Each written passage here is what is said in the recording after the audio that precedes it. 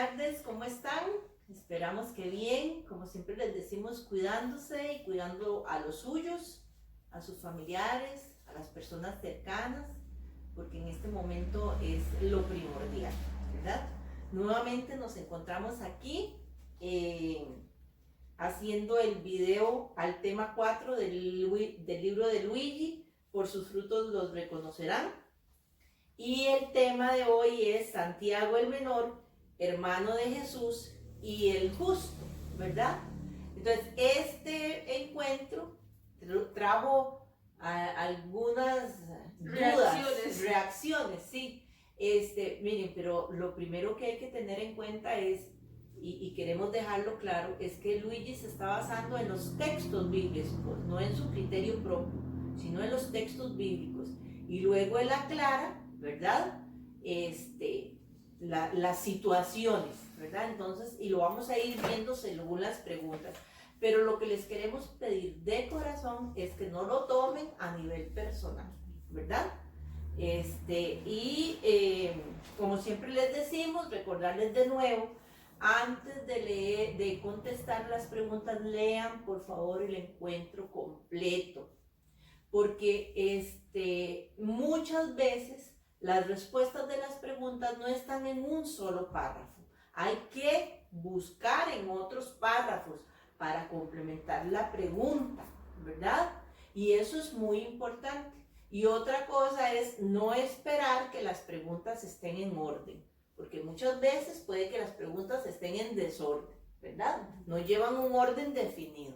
La mayoría de las veces sí, pero no siempre. Entonces, recomendación, leer el encuentro completo primero y luego en cada pregunta ver si la respuesta está en varios de los párrafos, ¿verdad? ¿Por qué? Porque es una forma de aprender cada uno y cada una, y otra de no encajonarnos, ¿verdad? Como en que la respuesta está aquí y únicamente aquí, sino que hay que buscar, ¿verdad? Bueno, buenas tardes. Igual como decía Gis, esperemos que se encuentren muy bien. Seguimos acá desde su casa, haciendo estos videitos caseros con mucho cariño, con mucho amor, y esperando que ustedes los puedan ver, que sean de ayuda. Es un complemento a lo que ya estamos viendo. Entonces esperamos que desde sus casas estén muy bien. Muy bien. Hoy a mí me toca hacer las preguntas y Marjorie es la que va a contestar. Igual que siempre, vamos a tratar de profundizar un poquito o aclarar dudas nosotras, entre nosotras. Y otra cosa que queríamos decir es que hay términos que Luigi usa, ¿verdad? Que nosotros ya conocemos. Lo que pasa es que él los pone, ya sea a veces, o en italiano, ¿verdad? O a veces entre portugués italiano, ¿verdad? Pero hay uno también tiene que despertar un poquito como el sospechómetro, ¿verdad? ¿Y qué querrá decir esto? Si ustedes no comprenden un término, es preferible que nos lo pregunten, ya sea Marjorie, a mí, a cualquiera del equipo. Giselle, Marjorie, ¿qué es lo que quiere decir Luigi con esto? ¿Por qué? Porque necesitamos que ustedes a la hora de responder comprendan lo que están respondiendo. Porque incluso Luigi, y lo han visto ustedes, lo han notado, ¿verdad? Que en el libro hay algunos errores ortográficos.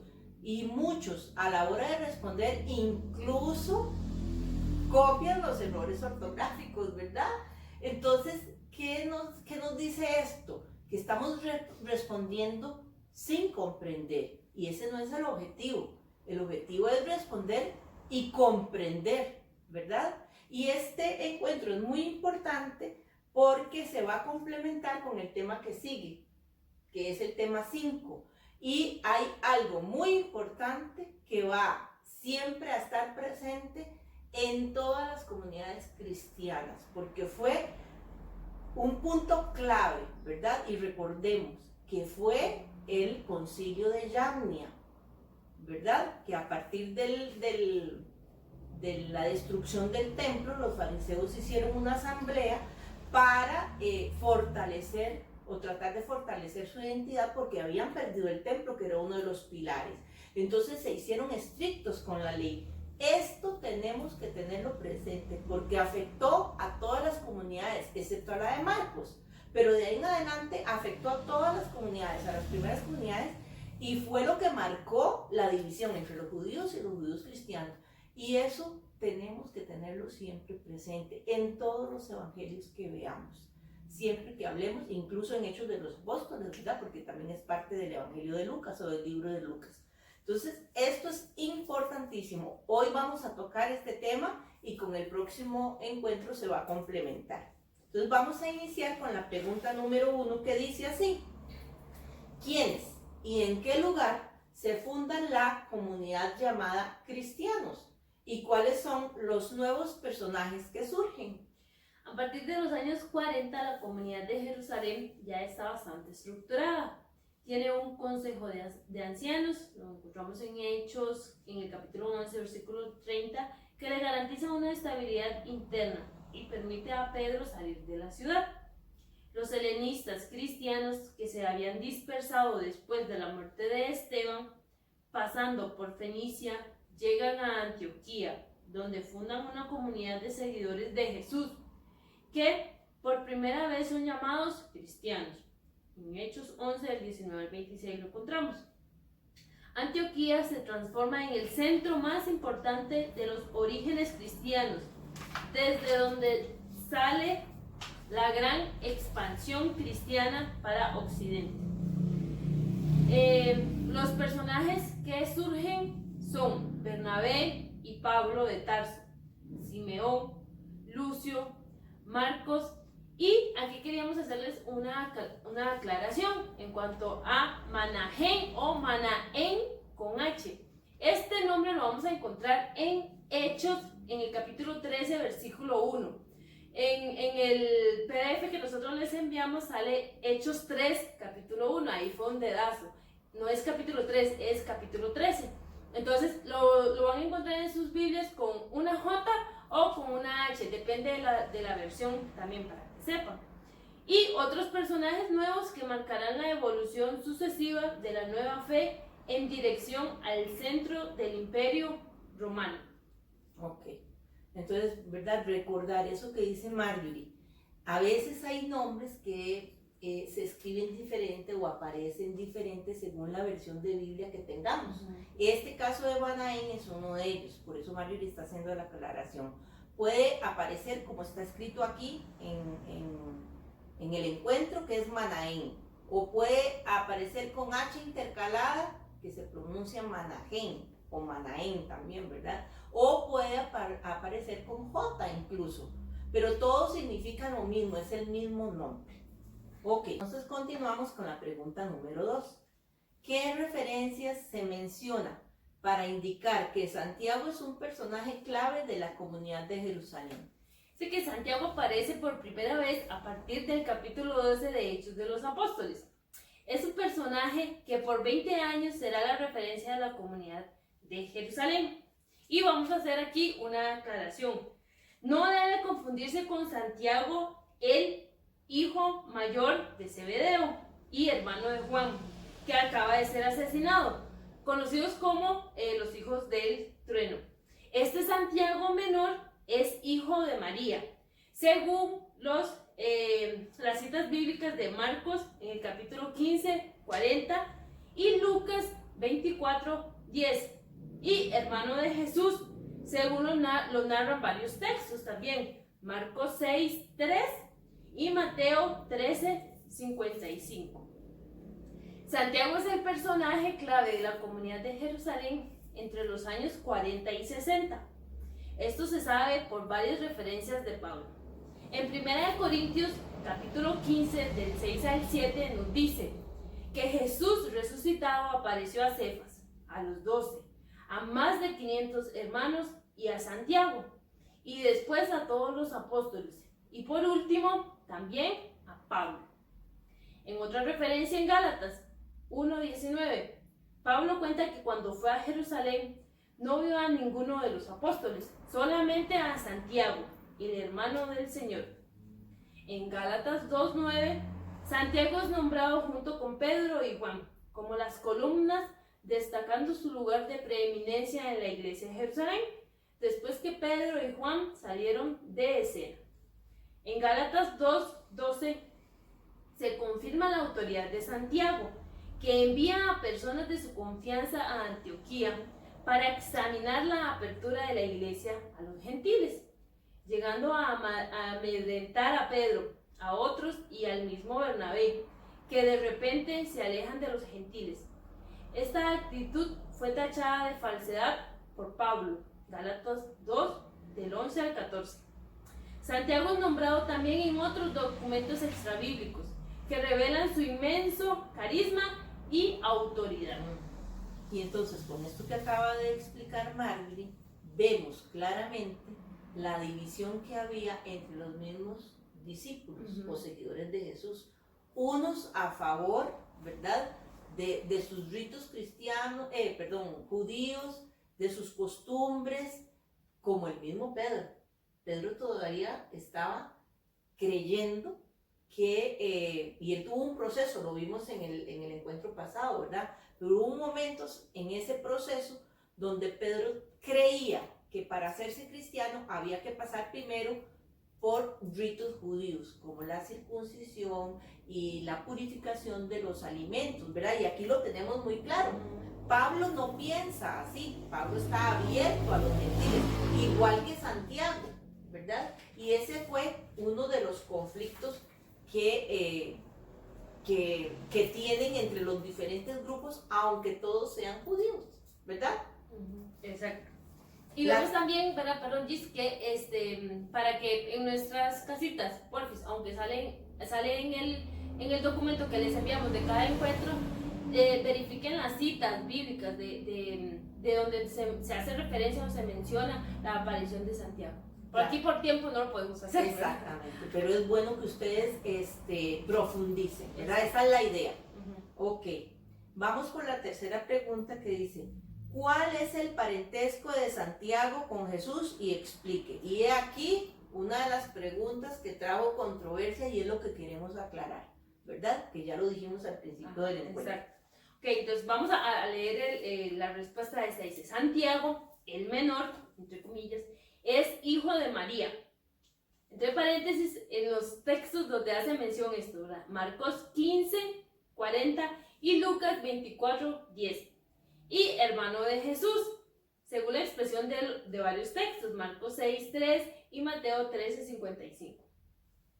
Nos dice Luis: vale señalar que es muy difícil definir el grado de parentesco entre Jesús y Santiago, pues la base de la estructura familiar de ese tiempo era la aldea, donde todos eran parientes y donde hijos y primos eran criados juntos bajo la responsabilidad de los ancianos, más que de los padres legítimos. En tal contexto, todos eran hermanos. De cualquier manera, Santiago era de la familia de Jesús, como también Judas, apóstol y autor de la carta homónima. Eso confirma que la familia de Jesús lideró la comunidad de Jerusalén en la mitad del primer siglo. Entonces, vemos acá que Luigi, con todo respeto, no nos está queriendo imponer una idea. Más bien, él da su criterio en base a los mismos textos bíblicos que nosotros podemos buscar, ¿verdad?, en esas citas que les dimos. Entonces, para que veamos, o sea, no es que nosotros o él quería hacer controversia en cuanto a esto, ¿verdad?, sino que él se está basando en los mismos textos bíblicos. Y como yo creo que en otro video casero nosotros dijimos, creo que fue en la introducción, hacíamos la salvedad, ¿verdad?, de que en este asunto los biblistas, teólogos, los estudiosos están divididos. Hay varios, ¿verdad? Hay varios criterios. Entonces, nosotros también tenemos que tener una apertura de mente y de corazón, ¿verdad? Y saber comprender, ¿verdad?, estas teorías que han salido, pero también ubicarnos en el contexto de estas comunidades o de estas aldeas, que todos eran vistos como hermanos, hermanas, primos, primas, ¿verdad? Y más bien que la intención de Luigi era más bien dejarlo claro, según los textos donde aparece, ¿verdad? Porque está en los textos, búsquenlo, ahí está, así aparece. En los textos bíblicos dice que Santiago el menor es hijo de María. Y en otros textos bíblicos dice que es hermano de Jesús. Así aparecen los textos. Pero Luigi después aclara que ese término de hermano, ¿verdad? Es en las primeras comunidades cristianas utilizado para una familia ampliada, para una comunidad donde todos se ven como hermanos, porque él dice que es muy difícil, ¿verdad? Decir que realmente eran hermanos. Entonces, él más bien lo que quiso fue aclararlo. Por eso les decíamos al principio, no lo tomen en forma personal. Y como bien dijo Marjorie, así como nosotros queremos respeto, nosotros también tenemos que respetar los criterios de las diferentes personas, ¿verdad? De los biblistas, que son gente especializada. Y que el dar su criterio no quiere decir que van en contra de nosotros o que están peleando algo con nosotros. No, por favor. O que nos faltan el respeto. Sí, no, por favor, ¿verdad? Lo que estamos, y dijo Marjorie muy bien, aquí tenemos que tener amplitud de mente, de corazón, para poder poner en una mesa todos los diferentes criterios. Eso, por supuesto, no va a alterar nuestra fe, pero uno tiene que respetar y ser claro en esto, ¿verdad? Son los diferentes criterios de los diferentes biblistas, pero Luigi aquí más bien lo que quiso fue hacer una aclaración, ¿verdad? De que hermanos era llamado a toda esa comunidad que se sentía como familia, una familia ampliada. Exacto. Bueno, seguimos con la pregunta número 4 que dice, ¿qué papel desempeñó Santiago en el Concilio de Jerusalén? Dice que Santiago tuvo un papel fundamental en el concilio o asamblea de Jerusalén, alrededor de los años 50, por la dura confrontación con Pablo de Tarso en relación a la práctica pastoral con los paganos convertidos. El Nuevo Testamento presenta dos versiones del mismo episodio, en sí bastante diferentes y discordantes. Por un lado, encontramos en Hechos 15, del 1 al 35, que se refiere a algunos venidos de Judea, que defendían la circuncisión de los paganos. Por el otro, en Gálatas 2, 4, que tacha a las mismas personas de falsos hermanos, intrusos y espías. Es probable que se trate de dos asambleas y dos debates. La primera, la que nos narra Gálatas 1, del 1 al 10, que es en Jerusalén, cuyo problema era la circuncisión de los paganos convertidos, donde se impone la posición de Santiago, o sea, la apertura a los paganos y reconocimiento oficial de las dos líneas pastorales diferentes y misioneras. La segunda asamblea, realizada en Antioquía, que nos la narra Gálatas 2, del 11 al 17, la cual no tiene la circuncisión como problema, sino la mesa. Y en relación a esta, Pablo y Santiago discrepan.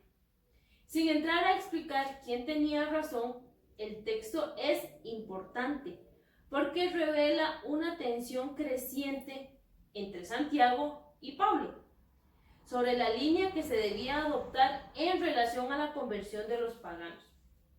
Esto denota la dificultad del cristianismo de tradición palestina de emanciparse de su matriz judaica y que contraponía Pablo y Santiago, los judeocristianos de la diáspora y los judeocristianos de Palestina. Ambos, Pablo y Santiago, serán víctimas de este mismo conflicto. Muy bien. Y ahí otra vez se nos pone en la mesa el conflicto que había entre grupos de los mismos judíos, ¿verdad? Uno liderado por Pablo, otro liderado por Santiago. Unos a favor de la comunidad judía que seguían, porque todos eran judíos, recuerden, ¿verdad? Pero cuando decimos comunidad judía es los judíos que quieren seguir con las tradiciones judías, valga la redundancia, ¿verdad? Y cuando hablamos de los judeocristianos de la diáspora, son aquellos judíos que se han ido de Palestina y que han adoptado costumbres de otras culturas, de otras naciones. Entonces, estos dos grupos no se aceptan, ¿verdad?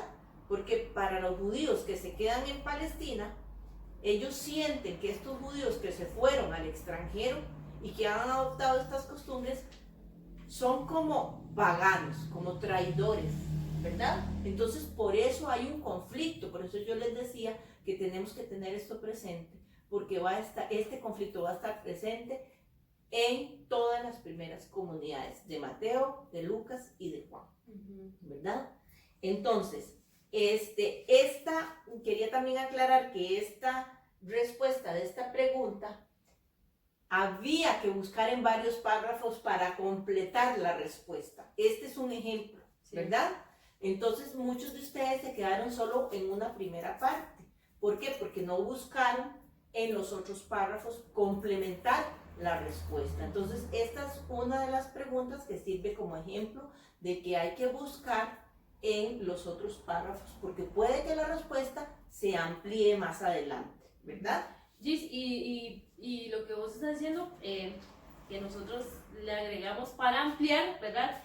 En cuanto a la referencia de Santiago, dice que Santiago era apellidado Justo, título relacionado a su santidad ascética, manifestada en la abstinencia, o sea, no comía carne, era vegetariano y era casto. Fue consagrado a Dios siguiendo esquemas de los antiguos nazareos, que no se cortaban el pelo, ni bebían vino, según Números 6. Entonces es una característica también que podemos encontrar de Santiago el Menor. Y que también es de Juan el Bautista. Exacto, también. Los llamados nazareos eran personas que consideraban su consagración a Dios tan radical que ellos dedicaban su vida a eso. Y solo comían ciertas comidas, como Juan el Bautista, ¿verdad? Que solo grillos y miel silvestre, ¿verdad? Él no comía carne, igual que el Santiago, ¿verdad? Esto también que acaba de agregar Marjorie está en el libro, no lo sacamos de ningún lado, está en el folleto, está en las hojitas que les mandamos.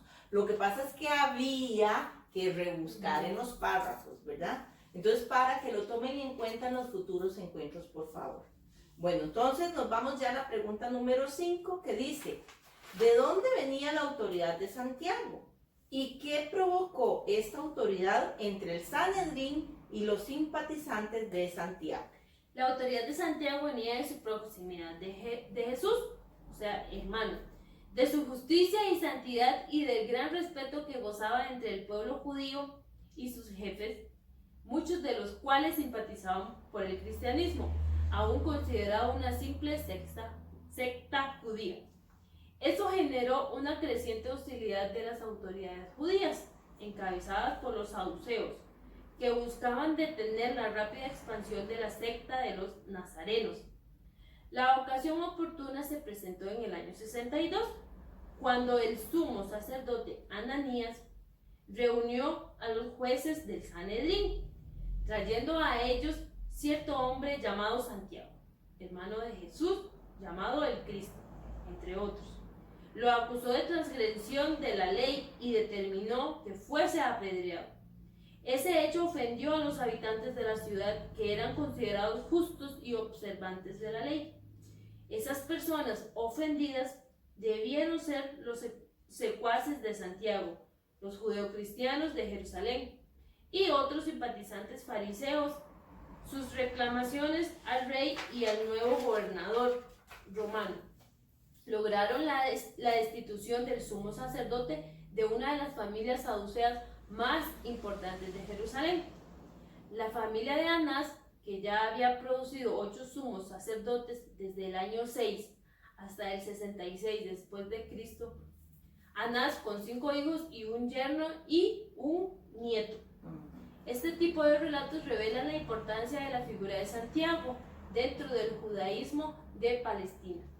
Y todos estos datos de esta pregunta son importantes, porque ¿por qué se quiere resaltar esto? Porque muchas veces en el texto bíblico Santiago está resaltado como líder importantísimo de la comunidad, pero en nuestra tradición nos hemos quedado únicamente con Pedro y con Juan, o con Pedro y con Mateo y con Juan o con Pablo. Y a Santiago no se le ha dado la importancia que el texto le da. Y eso es lo que queremos rescatar. Sí. Santiago fue un líder muy importante, casi que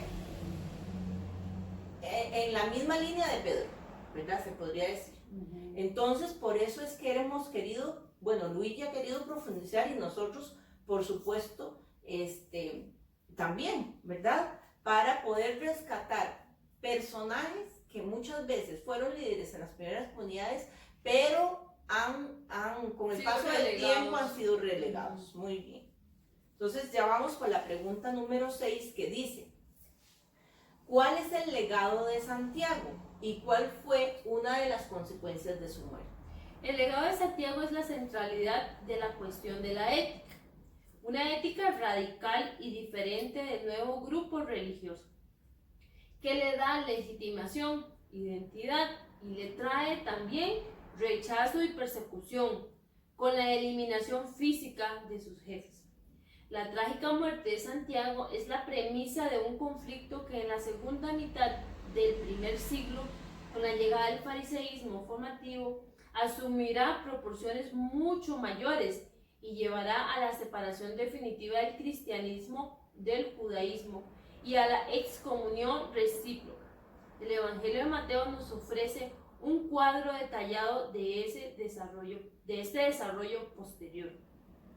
Y aquí hubo también un pequeño conflicto con esa palabra de excomunión que algunos de ustedes no entendieron, y el problema nuestro es que queremos hacer que hay ciertos conceptos que los traemos al hoy directamente, ¿verdad? Y recuerden que estamos en otra época, que los textos tienen un contexto. Entonces, cuando se habla de excomunión, es de la expulsión que hicieron los judíos de los judíos cristianos. Otra vez el mismo conflicto, ¿verdad? Por eso les decimos que este acontecimiento marcó la historia de las primeras comunidades. Entonces, cuando se está hablando de esto, de esa excomunión, es esa expulsión que se hizo de la sinagoga de los judíos cristianos. Recuerden que todos eran judíos, ¿verdad?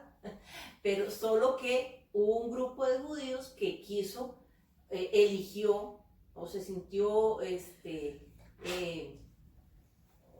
llamado, ¿verdad?, a compartir con aquellos grupos que estaban iniciando el seguimiento de Jesús, y se les permitía, los judíos le permitían a sus hermanos judíos que estaban entusiasmados con esta idea, con esta nueva forma o con este grupo, ¿verdad?, participar de aquellos acontecimientos los domingos en las reuniones en las casas, que se acordaban de los dichos de Jesús y sus hechos se contaban en forma oral.